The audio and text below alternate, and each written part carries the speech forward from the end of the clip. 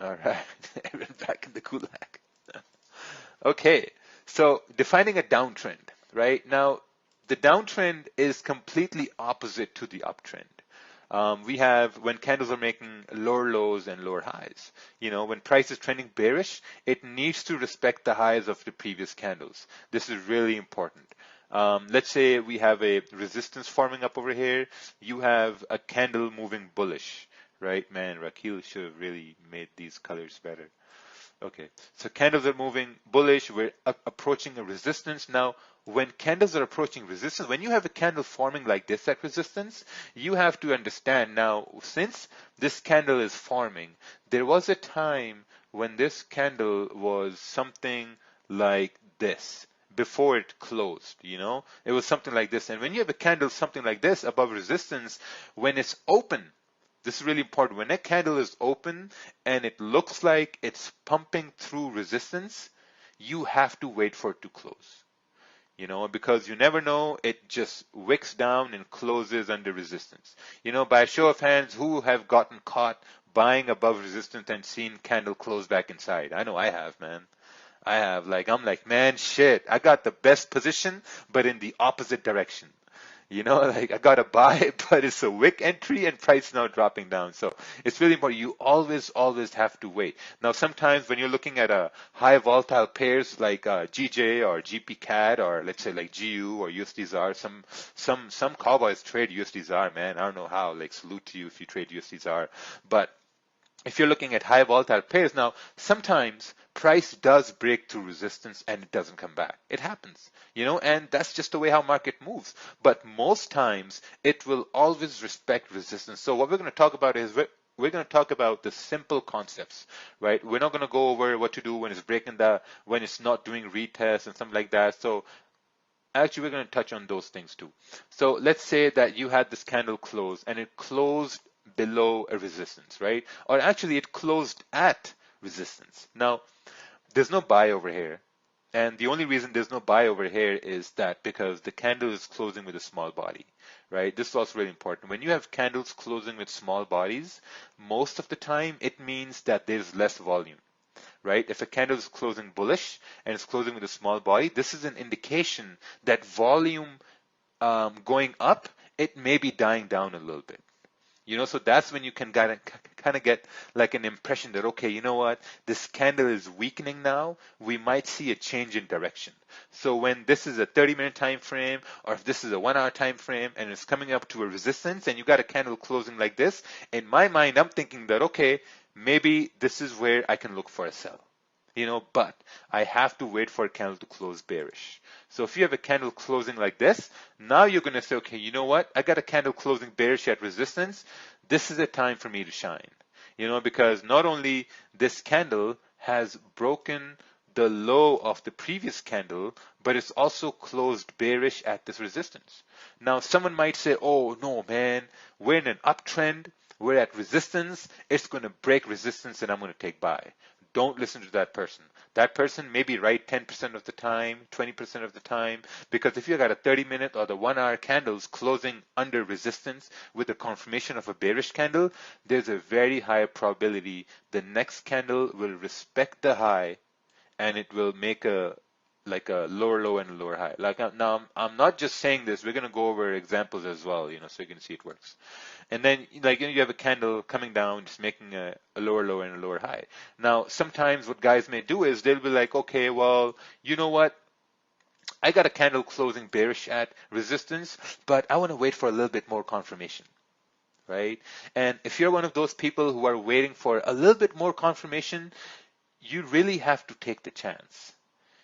This is your confirmation right over here. This is the confirmation you're getting. If you're waiting for another confirmation, then maybe this is your confirmation. If this is your confirmation, and if you're taking a sell right over here, now your stop loss is right up over here above the candle high. When you're taking sells in mid-range, right? If you're taking sells in mid-range, not only that's risky because now your stop loss is a little bit bigger, but you're also taking a sell while the move is already half done, while it's already moving on that time frame. So now if you're taking a sell right over there, maybe you get maybe like 6-7 pips down here, and then what happens after that? You get another small move, and then you have a little bit of a retracement, right? But if you were taking sells right when you had confirmation, right now you're in a much better position, because if you took a sell right over here, your stop is above the previous candle. Because your stop is above the bearish candle, because now you're not expecting the next candle to break the high of the previous candle. Very, very, very important. I use this concept every day. Every day I use this concept. If you have a bearish candle, you want the next candle to respect the high of the previous candle, which is why we have a downtrend. Again, I'm going to reiterate, a downtrend, price makes a low, makes a lower high, makes a lower low, makes a lower high, makes a lower low. That's an example of a downtrend. When candles are moving the same way, you have a downtrend. Just as we talked about when price is moving bullish in our previous example, we talked about, okay, you want to have a buy right at support, right? If you can't have a buy right at support because there's no confirmation, you want to have a buy when a candle closes bullish at a support. Same way here, when candles are moving down, you want to buy right at resistance. No, you want to sell right at resistance, right? So you're waiting for candle to close bearish. Now you're close to resistance taking a sell, right? Let's say you have a sell running at this candle right over here, right? Price is moving down, price is heading down. You're like, okay, perfect. You know what? We're in profits. I caught this 30-minute candle. I closed 70% of my positions, and now price is in profits. My stops are at break even. Perfect. If it runs for a swing trade, that's awesome. And now you have candle closing bullish, right? Now, if you're in sells, someone might say, oh, you know what? I'm going to hedge this position. I'm going to take a buy right over here. That's the worst thing you can do ever while you're trading. I've done this. I know a lot of other people have done this as well. You've been in sells and you've taken buys. You've tried to outsmart the market, but the market comes back with I don't want to say it, but this is just bad discipline right here. So when price is retracing, for a fact that if we're rejecting a high resistance, maybe it's just retracing to make overall lower high. So as you see, as the candle bodies are getting smaller, and once you see candle closing in your direction, boom, you're like, perfect. I have a runner running. My runner hasn't gotten stopped out yet. So this is another, maybe an opportunity where I can enter another sell. Because now if I enter another sell, I'm expecting the next candle to respect the high of this candle. So now you're going to place your stop right over here. And when you're placing your stops, what I recommend in terms of risk is that, let's say if you have one lot running, right? Let's say you have one lot running at this position right over here, maybe reduce your risk on the second position. Maybe you want to reduce the risk, because you have to understand the profits that you secured as price moved down, you don't want to risk those secured profits in the second position, right? Let's say you had a one lot and you secured $75, and now you don't want to risk $75 in this second position. Maybe you want to risk $25. If you take a sell over here and you have a stop loss up over here, you're telling yourself, okay, you know what? Let's say here, you're telling yourself, hey, Nate, maybe I want to risk $25 if price comes up and if it doesn't work out. So this way, even if this trade fails, overall, you've secured $50.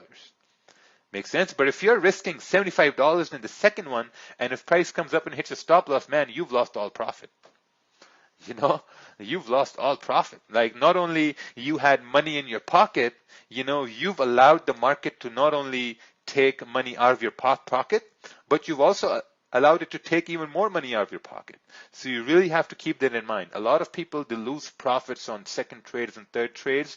You always have to secure profits. Make sure you don't put your profits on the line. I mean, you can, but not the whole thing, like maybe a portion of it. So you have a candle closing bearish, and now you're expecting the next candle to make lower lows and lower highs. You're expecting it to do that. Once it moves down, you're like, okay, perfect. I had an entry. Maybe I had an entry right over here. Price has made a minor resistance right over here, and now we may continue to go down. and then if price starts to go down, perfect. If price starts to come up, you've already secured profits. So you're adding entries in downtrends once you see a minor resistance is forming, provided if you already have a position running. Man, sometimes what may happen is, like, let's say if you have a sell running from up over here and a candle wicks a little bit higher and it stops you out. That can happen too. You might get stopped out. Someone may have a question in their mind, what if we get stopped out?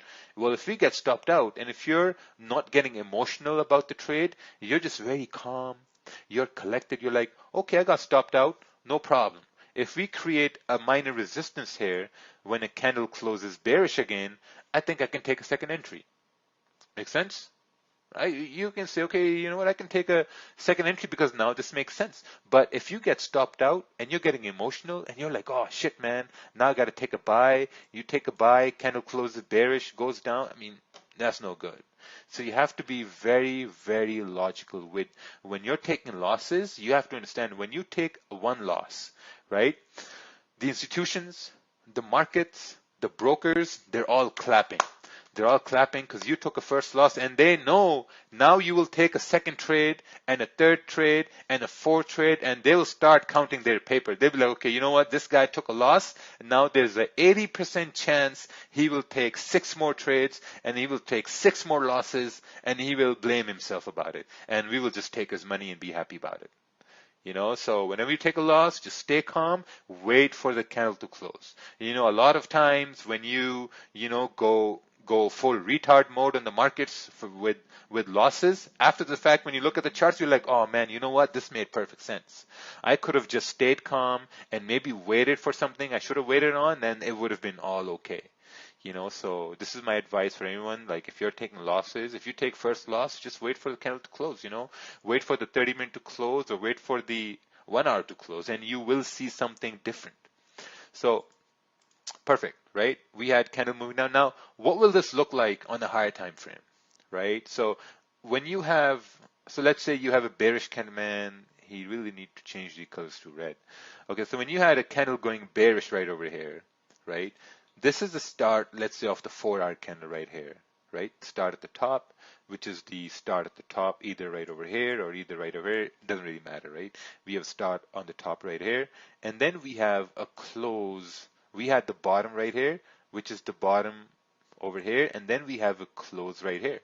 Now, when this 4-hour candle closed, it wicked up to close, which means on a smaller time frame, you had a bullish candle, right? Which is why you had bearish, bearish, bearish, bearish, 4-hour candle moved down, and then you had the bullish candle. Right? See, price moved up, so the 4-hour candle moved up to make a lower wick, right? Which is very important. Candles make lower wicks and top wicks. And then now you're like, okay, for the next 4-hour candle to move down, you need the market structure to turn bearish, right? This is a problem which a lot of people have, is that now when you have a higher time frame candle closing bearish, you don't know when to sell. You don't know whether the next 4-hour candle, it may, let's say if it's going to go down, you don't know if it's going to wick all the way up over here, if it's going to wick all the way up over here, or you don't know if it's going to wick over here, or you don't know whether it's going to wick up or not. This is something we really have to learn, and the only way to know how far it's going to wick is if you can find confirmations on smaller time frames. Make sense? If you see the small time frames flipping in your direction, then you know that, okay, if the smaller time frame is now trying to flip bearish, this means the 4-hour candle now may continue to go down, right? So now this is why they say that, okay, you need to visualize the higher time frame, and then you need to execute on the smaller time frame, because you're looking at the smaller time frame candles move, basically. So let's just remove this, and let's look at the next 4-hour candle. Next 4-hour candle wicks up and continues to move down, and the 4-hour candle, this wick up was these candles moving bullish on the smaller time frame, and as the 4-hour candle started to come down, this was the close on the smaller time frame bearish, which gave you confirmation price may continue to go down. And then, on the live stream, you're going to say, oh yeah, now look guys, this candle has closed bearish, and now we will come over here and the 4-hour will fill the wick and everything's going to be okay, and the candle moves down. And then you post it on Instagram and you're like, look at this. And everyone's like, oh wow, man, so amazing. So there's nothing amazing. You're just looking at the way candles are closing and you're just kind of like visualizing it happening. So I think these were like really good examples of like downtrends and uptrends. I think after we're done from this webinar, you'll have to watch this like maybe 3-4 times to really kind of like understand it and like absorb the information. So let's move on to the next section. Next we have defining consolidation. Now how do you define